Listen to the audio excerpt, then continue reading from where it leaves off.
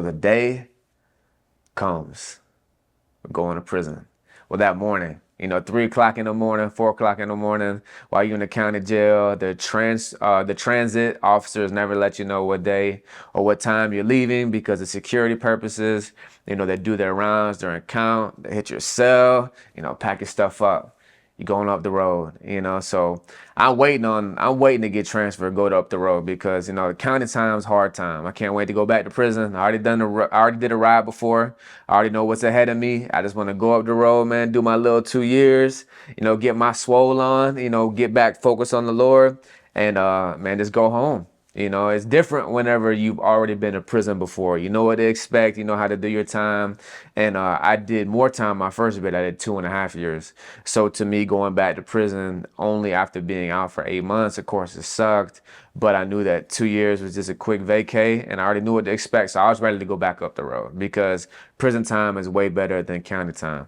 So, but guess who's on the van with me going to prison? A scary guy. So I can see, man, that morning. And once again, man, it's understandable guys who've never been to prison before, they're scared. So you can see it, on people's face, even for the most part when guys are trying to mask it, you know what I mean, and not look nervous and not look scared. But man, it's written all over his face. He's pale white and he's just looking terrified. I've mentioned before on the Incarceration, it's a whole season. So I think it might be episode 1 or episode 2, man. After this video, go check it out. It's another playlist. It's called the Incarceration. All I do is tell like chronologically, like detailed prison stories. But one thing I talk about in one of those episodes about no matter who it is that you are when you go into prison, if you've never been before, man, for the most part, everybody's scared internally. Some people are just better like at putting on a poker face and being able to mask it. But this guy, man, like he was so scared, like ain't no way he can mask it. He was just shook and you could see it. So obviously I'm observant. I see it. You know what I mean? I register it, but I don't really pay too much attention after that.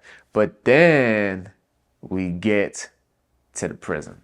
So right when we get to the prison, I'm talking about immediately, right whenever, the police, from the prison, they get on the van, they're screaming, they're yelling at everybody, telling everybody what to expect. Just the whole charades and, the whole first day ordeal, trying to intimidate everybody, scream and yell, get everybody off the van, make everybody strip down, get butt naked, squat and cough, put aside our property, do all this stuff, give us the whole stupid speech about what to expect, and they don't play, and this is their house, and the whole first day experience right after, like, and I think maybe even in the middle of that whole ordeal, one of the officers comes out from like intake, and I think he might have been a sarge. He says such and such, calls the guy's name, and him and another officer come up, and he's like, yeah, yes sir, and they go up and they cuff him up immediately and they take him. So right then, in my mind, like I said before, I kind of believed him that he like was a maintenance man. And it's because he wasn't being like too, he only said it that one time. And I guess maybe if I cared more, if I put more thought to it, I maybe would have figured that he was a police or whatever. But, he seemed like a meth head. He didn't really, like, to me, feel like he was ever a prison guard. But whenever the police cuffed him up and they took him away that fast, it hit me right there. And I said, yeah, he was the police. Yeah. You know what I mean? I just immediately it made sense. Like it registered on my mind. Like he used to be an officer. He wasn't a maintenance. He wasn't a maintenance man. He was a guard.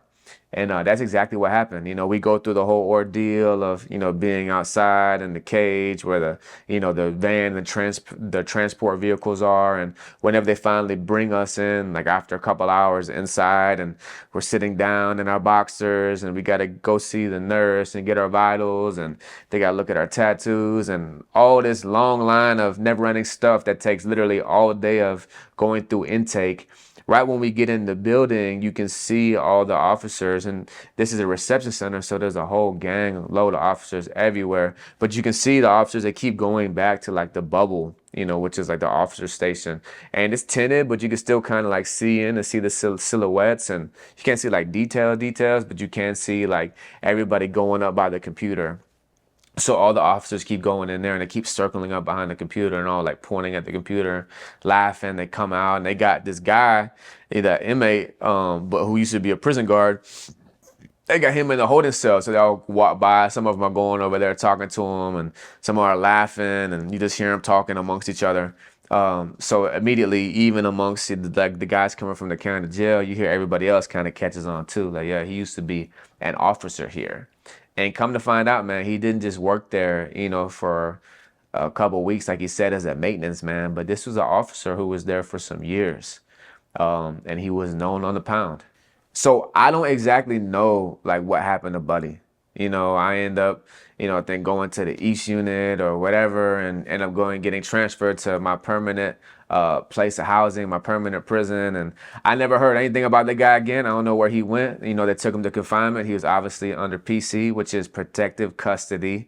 But the whole reason why I bring up the entire story is because whenever officers go to prison, 99% of the time, that's what happens. Administration will immediately classify them as protective custody. But this is what I want to like really speak on, right? Because when people hear like PC, like you hear like in rap music all the time, like, oh, you PC, like you a check-in, like you're scared to be on the pound, so they go to protective custody. Like a lot of celebrities do that because they're celebrities, you know what I mean? So some of these convicts, man, they're animals.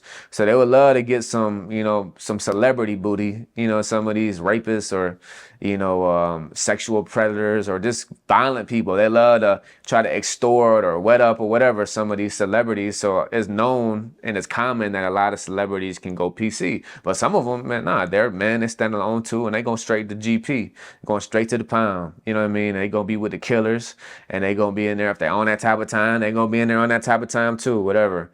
But especially for police officers and lawyers, they're obviously favored, by default when it comes to the prison administration. So their file, when it comes from the county jail, is immediately going to be red flagged. So whatever, reception center or prison they're going to, immediately before, they don't even got to check in. They don't even got to go to the officer and say, I'm scared for my life. Please lock me up. I'm scared now. Like, don't even have to do that. Like, the police already know who they are before they even get there. They already got their file. They're already flagged.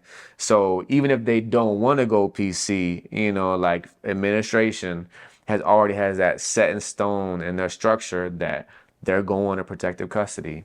But people think that PC is sweet, right? They think that, all right, some people think that it's locked down like 24 hours a day, 23 hours a day. And at certain prisons, it is. Like when you go to a regular prison and they don't house PC inmates there, like it's general population, right? If somebody gets into some conflict or somebody's scared, or if somebody just trying to get transferred and they want to snitch on somebody and get transferred or whatever, they'll go PC. So when they go like to the police officer and say, hey, yo, I'm in fear for my life, I want to go PC, whatever. Whenever they go PC, they immediately put them in cuffs and then take them to confinement. And they got to go through this long process of being investigated of why they're going PC, because the administration knows that some people just want to get transferred. So that's why it's like a known thing. Now, most people who go PC and get transferred, a lot of them have to snitch. A lot of them are on that type of time, so they snitch anyways. Or they have to have like a valid reason of why they need to be transferred, or why they're in fear for their life, or they have to snitch why they're in fear for their life, whatever. That's normally the main like scenario of how guys go PC. And that's done by the inmate though. You know what I mean? So they don't house PC inmates in the general population. And when the guys check in, they'll put them in confinement and they'll lock down, 24 hours a day, get an hour rec, 23 hours a day until they transfer them to another institution. They can get off PC. They can go back to general population, or like the guy that I was just mentioning, the officers or the high case lawyers, they'll be housed permanently under PC. And now that's what I want to talk about today, is the permanent housing PC units. Ain't that sweet, man? Don't get me wrong. Like a lot of these units, and not everybody on the PC, man, is like soft and scary. I'm not trying to imply that either, because sometimes administration will enforce certain inmates to go PC. Like an inmate could get stabbed like time and time again. Like he keeps getting stabbed on the pound. He gets stabbed on the pound, gets sent to the hospital, comes back, gets stabbed again, goes to another prison, gets stabbed again because there's some type of gang war going on. And even though he's not going PC, he's like, nah, I refuse to go PC. The administration can like force him to go PC. So I'm also want to like clarify that too. I'm not trying to say like anybody who ever went PC or whatever is soft, nothing like that. But what I'm trying to explain is some people think that just because the police or these lawyers go to PC units that they're safe. And that's not true. Because some of these PC units, like I just mentioned, and that's why I had to explain that, some of these guys that will be like in gangs and they'll be caught up in the big gang war, or they'll be ex-gang members and they choose to like get inactive and they fold and, you know, their own gang what's them up or whatever the case may be. When the administration makes these guys go PC, you got some cold-blooded killers, you got some savages, you know, you got some guys who just aren't cops, who just aren't attorneys, who just aren't sexual offenders or sexual predators with crazy sex cases, who can't be on the pound. These are, you know, there's killers back there too. So I've heard crazy stories about guys in the PC unit, you know what I mean, that, and especially guys who maybe not be like the most savage killer like on the general population pound, but the moment he gets in the PC unit and he sees all this other shark bait around him, he feels like he's the biggest shark.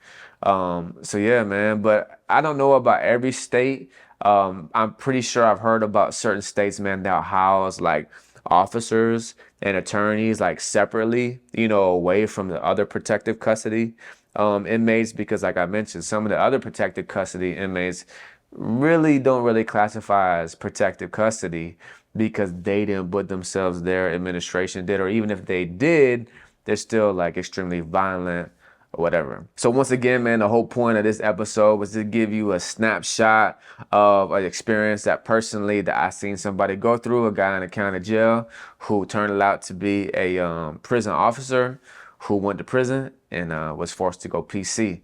So listen, man, this is just another inside look of what prison is like.